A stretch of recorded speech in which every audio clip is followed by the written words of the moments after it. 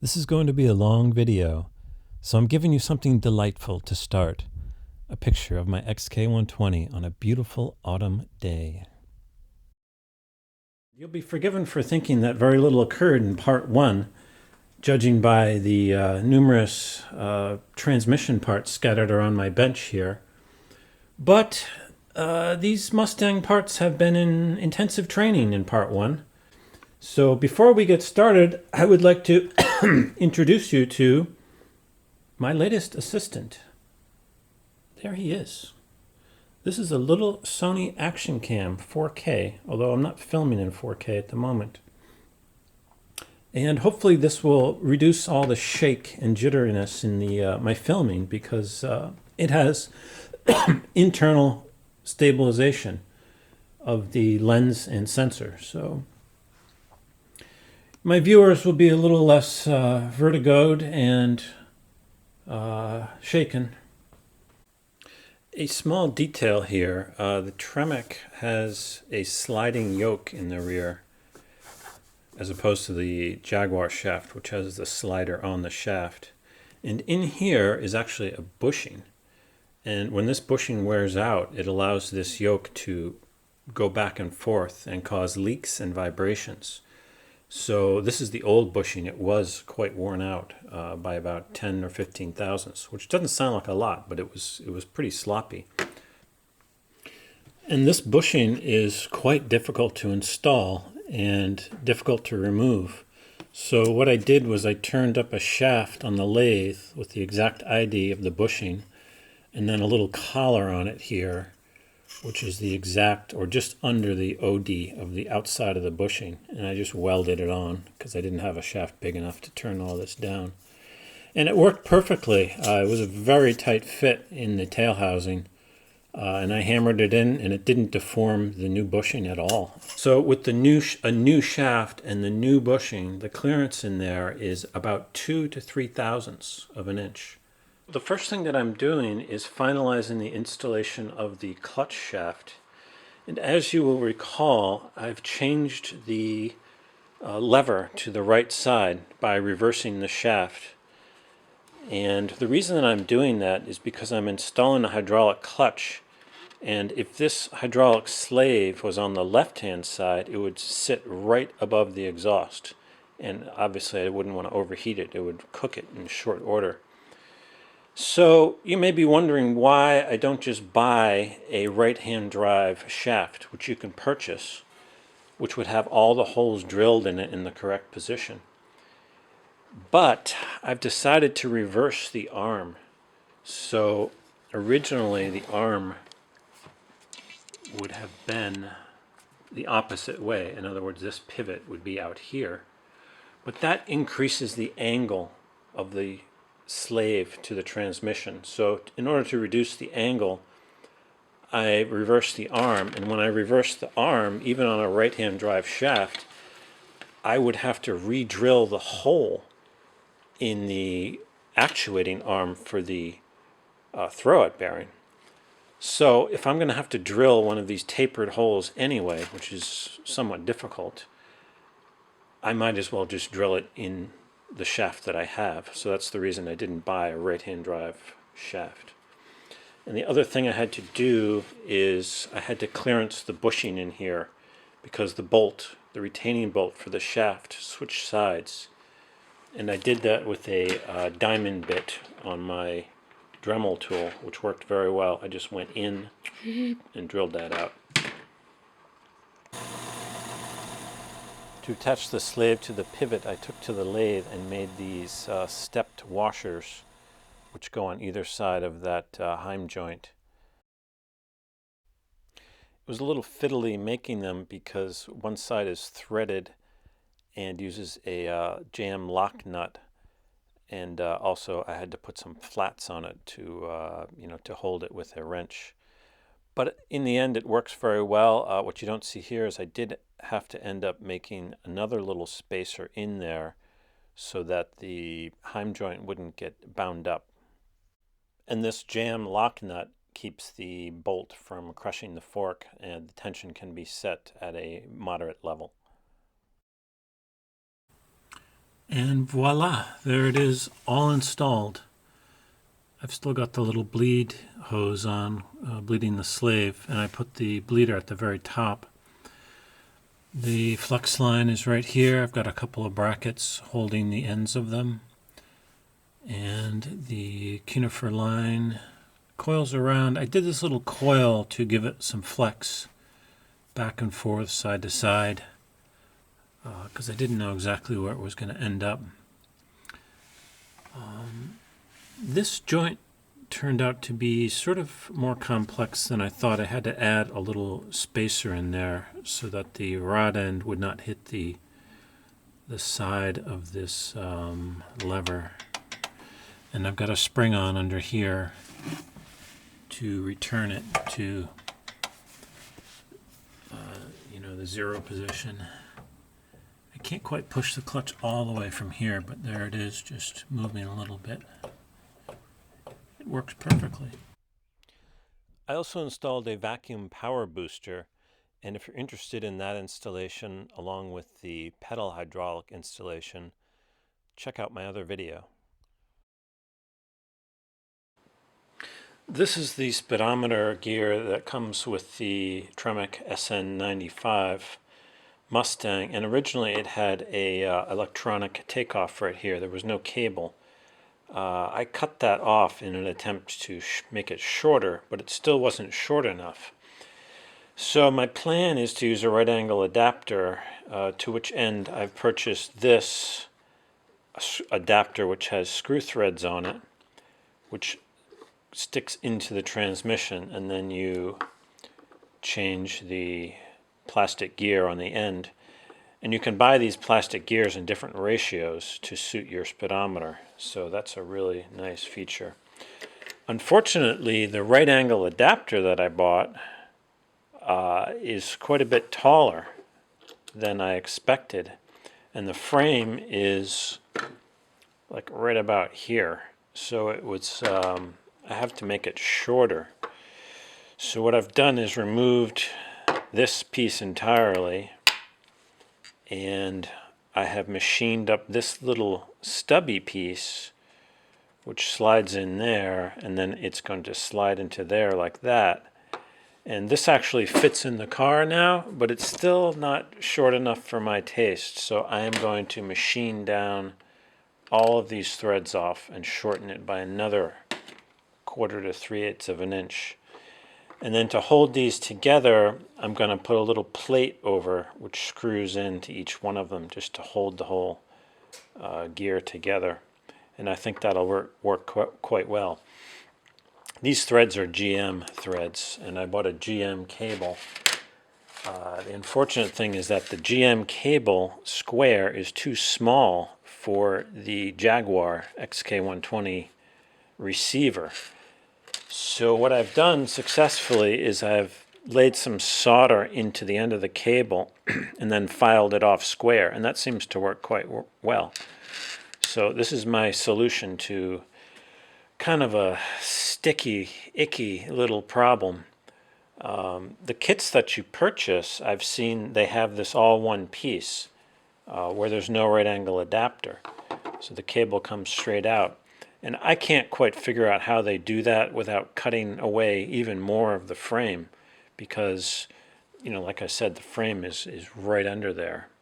So I'm sort of liking my right angle adapter better at the moment. We'll see how it works out in practice.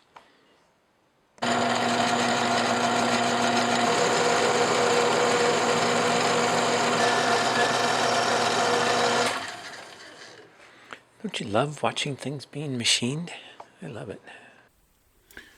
Here is a look at the final installation, and as you can see, I've got about a finger between the frame and the angle drive. So it's not a lot of room, but it's plenty. And you can see what I was talking about. If you came straight out with this, first of all, it goes right into the frame, and even bending it a bit, right there is the exhaust. So I don't know where you're going to put your cable unless you have an angle drive. And I sort of unceremoniously machined off where I was planning to mount it. So I've attached it with some safety wire, and there were these two tiny little holes in the angle drive. So I put the safety wire right through there, and it's on there quite well. And it's all clipped to the transmission and attached to the speedometer up above. I wasn't quite sure what I was going to do for a shift lever. The Tremec has these two threaded holes in this rather robust shaft. But I was rummaging around in my random chrome box upstairs and I found this chrome shift lever. I have no idea what it's off. Certainly nothing I've ever worked on. It has metric threads on the top. And very conveniently, it is offset, as you can see, because where it will bolt on here is also offset. So this is going to bolt on, and the resulting shaft will come straight up the middle of the transmission. So I'm planning to cut the bottom of it off to lower it, and then drill another hole in the shaft here to mount it. And I think it will be absolutely perfect. I wish I knew what it was off. Could be Mercedes, I'm thinking. And here is the shift lever modified to bolt on there. And it turns out this shift lever is from a late 70s Datsun 280ZX 5-speed. I had no idea. And you'll notice that I bolted it onto the opposite side than I was planning to. So it's like off-center to the right side of the car. And the reason for that was that I had problems with clearance in second gear with my knuckles wrapping it. Right now it just clears, and if I'd put it more towards the center, boy, does that hurt when you whip around with the steering wheel. The only reason that's really occurring is because, well, two reasons. There's the levers further back than original, and also because I've installed electric steering and a different steering column in this car, I'm able to push the steering wheel an inch further forward. So between those two things, when you put it in the second gear, you know, it'd be right in the same plane as the steering wheel. So that's why I put it on the opposite side. If I do put a smaller steering wheel on, which I might, I could actually flip this around and have the shaft come right up the center if I wanted to, just for aesthetic purposes. But it shifts very easily. It's a little taller than the original one, but I actually kind of like it like that. It's very easy to reach, and it's very close to the wheel. So you just, you know, right off the wheel. You know, there it is, right there. And the last step mechanically is to make a drive shaft. This here is the original XK120 drive shaft that was in the car, or I should say it's a new reproduction. And it would have been quite easy to simply cut this down and then weld on my appropriate pieces to meet up with the Mustang transmission. But I said to myself, why am I going to destroy a perfectly good and brand new, essentially, XK120 shaft when I could, with a little bit more work, make up another whole nother shaft? And that's what I'm doing. So I'm doing both ends. And I was looking around the shop for an appropriate tube to see if I could get away with, not buying one. And to my great surprise, I found that the steering column, this is the steering column that I cut off to do the power steering conversion in the XK120. This is an XK120 steering column, which it turns out is a drawn over mandrel column with exactly the right thickness. It's about 1/10 of an inch or so. It's a little bit of an unusual size, but I was able to find these yokes that fit in absolutely perfectly, so they should center quite well. And the balancing I will do after it's on the car, and there's a way to do that yourself on the car, or I should say without a machine. And here is the drive shaft installed. It is at ride height currently, so that is the angle that it will be at, which is a little steeper than original. but entirely within a normal range. The last thing to do is to phase the angle of the rear pinion to the engine and transmission. And the way I've done that is I put a straight edge on the flange of the rear axle, you know, the pinion coming out, and measured it, and it was 4.9 degrees. And I did that on a few spots. And then I've measured the angle of the engine, and it is 3.9 degrees. I don't know if you can see that. I also measured a few machine spots on the engine going forward, and I get ranges from 3.5 to 4.2, you know, right in there. So what this indicates is that either the rear of the transmission would need to go down, or the engine, front of the engine would need to go up. I'm not going to change it right now because they're so close. I'm going to drive the car and see if there's any vibrations. If there are any vibrations, I'll shim the engine mount up to see if I can eliminate them, and that would be after balancing the drive shaft. And you can see here that this slider is pulled out a bit, and that's on purpose because it'll allow this to go in or out, because this is quite long, as you saw. So this will slide back and forth as the rear suspension goes up and down. It's also important that the engine and the pinion are not directly in line, as you can see in this illustration. And I'm not sure it goes without saying, but these axes should also be parallel. These illustrations are from this book by John Thawley, and he points out something interesting in this book, that it's been known for a long time that engines should be mounted in 3 points and not 4. Curiously, the XK120 is mounted in 4 points, 2 at the front, 1 in the middle, and 1 at the back. Before signing off, I think we owe it to ourselves to at least run it through the gears, so let's do that. Battery.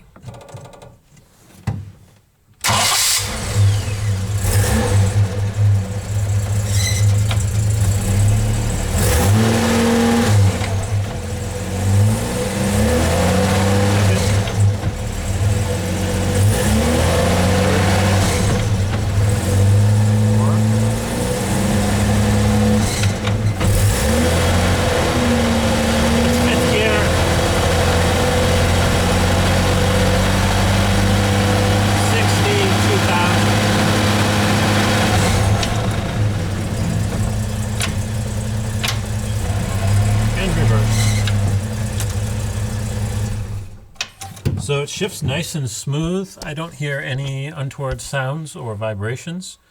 So I'm going to button it all up, and next video we'll take it for a drive and I'll give you my impression. At 2,000 RPMs, I'm reading 60 miles an hour, which I would have expected, I think, about 2,200. So the speedometer might be off a little bit, but it's not too bad. It's pretty close. See you next time.